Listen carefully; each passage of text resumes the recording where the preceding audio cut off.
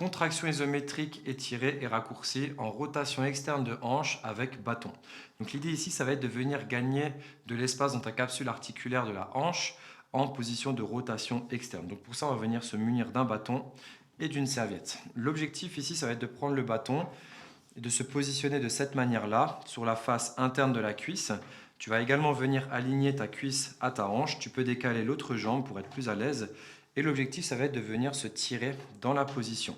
Donc, on va venir se tirer pendant 2 minutes en passif. Donc, dans cette vidéo, tu vas pouvoir m'écouter en temps réel et on va pouvoir faire les contractions ensemble sans que tu aies besoin de regarder la vidéo plus tard.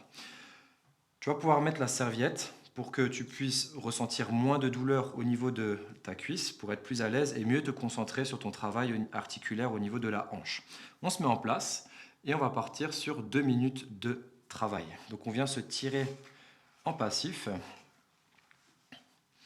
et on doit sentir un étirement au niveau des muscles et non dans l'articulation. Si tu sens que tu es dans l'articulation, eh bien tu risques d'activer ton système nerveux central. En plus de ça, tu ne vas pas pouvoir maintenir ta respiration nasale, tu vas commencer à respirer par la bouche et en fait tu n'auras pas les bienfaits de tes gains dans ta capsule articulaire à la fin de ces contractions isométriques.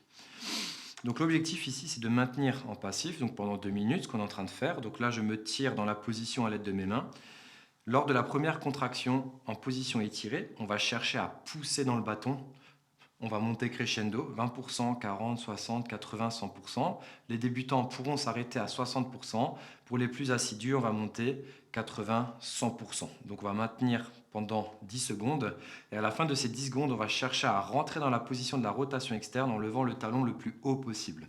Et on va faire ça 3 fois. Donc du coup, ça fait une fois 2 minutes en passif. Et après 3 fois 10 secondes dans chaque direction en contraction isométrique, ce qui fera 10-10, 10-10 et 10-10. Je me répète encore, on évite d'aller trop loin dans l'étirement. Sinon, on va activer le système nerveux, c'est surtout pas ce qu'on veut. Il y a certaines personnes qui vont être bloquées beaucoup plus bas. Moi, j'ai plutôt une bonne rotation externe en passif. Et je sais que lorsque je fais mes contractions en isométrie, je génère plus ou moins de force en position raccourcie. Mais je sais qu'en passif, je peux aller très loin dans la position. Il reste 20 secondes, on continue à se pousser dedans, on se prépare, on va commencer les contractions isométriques. On essaie aussi de garder le buste relativement droit.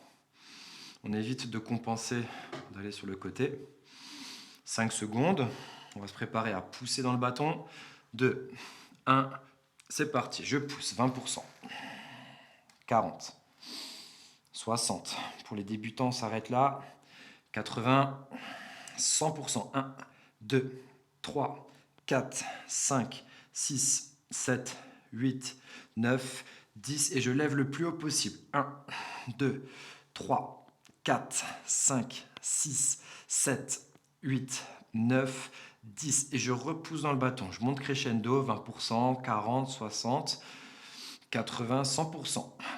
2, 3, 4, 5, 6, 7, 8, 9, 10. Je repousse le plus haut possible, comme si je voulais rentrer encore plus dans la position. Je lève le talon le plus haut possible.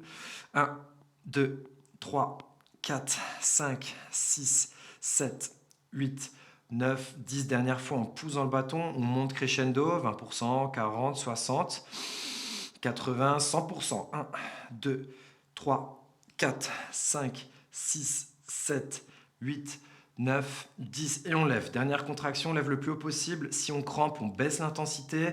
2, 3, 4, 5, 6, 7, 8, 9, 10 et on peut relâcher.